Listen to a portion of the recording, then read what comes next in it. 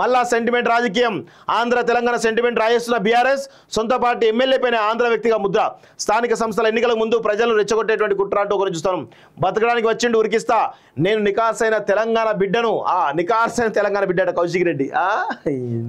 అరే ఎందుకురా నాయన ఇట్లాంటి చిల్లర కామెంట్స్ ఎందుకు చేస్తావు? నువ్వు నికార్సైన బిడ్డవా? ఎప్పుడు రా నువ్వు తెలంగాణ ఉద్యమం ఎప్పుడు పాల్గొన్నావురా? ఇడియట్, సిగ్గుశరం లేదురా మాట్లాడడానికి? తెలంగాణ ఉద్యమకారులపై రాళ్ళు రువినటువంటి ఉద్యమ ద్రోహి కాదరను, తెలంగాణ ద్రోహి కాదరను. నువ్వు నికార్సైన తెలంగాణ బిడ్డ మాట్లాడుతున్నావా? నీదో బతుకు, నీదో కథ. నేను నికార్సైన తెలంగాణ బిడ్డను. అరికెపూడి గాంధీ లెక్క కృష్ణా జిల్లాలో పుట్టి హైదరాబాద్కు బతకడానికి రాలేదు. హైదరాబాద్ గడ్డ మీద పుట్టిన అరికెపూడి గాంధీ ఆంధ్రాలో పుట్టి మా దగ్గర బతకడానికి వచ్చిండు. ఆయనకే అంత ఉంటే నాకెంత ఉంటుందో చూపిస్తా. చర్యకు ప్రతిచర్య తప్పకుండా ఉంటుంది. హైదరాబాద్లో గాంధీని ఉరికిస్తా అంటూ చూస్తూ ఉన్నారు. మమ్మల్ని రెచ్చగొడుతున్నారు. రాష్ట్రంలో ఇంకా ఆంధ్ర పాలకుల తొత్తులు ఉన్నారు. వాళ్ళే మమ్మల్ని రెచ్చగొడుతున్నారు. మా క్యాడర్ సహనం కోల్పోతే మా చేతిలో ఏమీ ఉండదు. ఏపీ సీఎంగా చంద్రబాబు గెలిచినాక బీఆర్ఎస్ వాళ్ళని తెలంగాణ వాళ్ళు రెచ్చగొడుతున్నారు అంటూ చూస్తూ ఉన్నాం.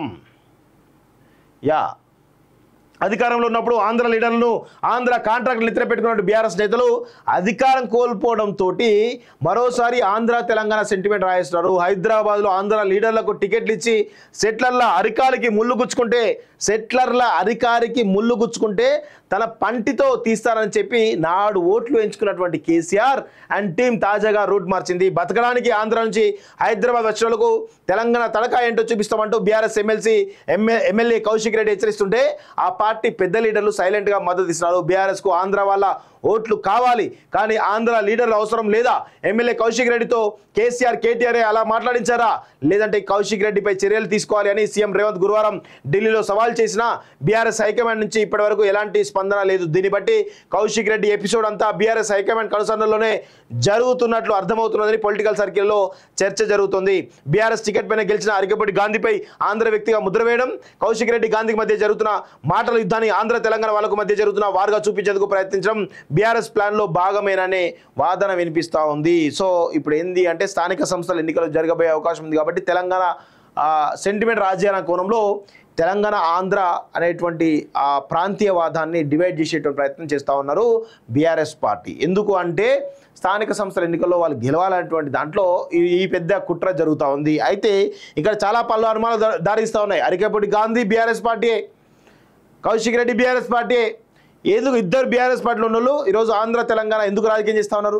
గత 10 ఏళ్ళలో ప్రతిపక్షంలో ఉన్నటువంటి కాంగ్రెస్ పార్టీ కానీ, ఎంఐఎం కానీ, బీజేపీ కానీ, సిపిఐ కానీ, ఏ పార్టీ కూడా ఎవరు కూడా కనీసం ఆంధ్ర తెలంగాణ అనేటువంటి డివిజన్ తీసుకురాలేదు. మీరే ఓట్ల కోసం సెట్లర్ల కాళ్లకు ముళ్ళు గుచ్చితే నా పంటితో తీస్తాను అని ఓట్లు వేయించుకున్నది మీరే.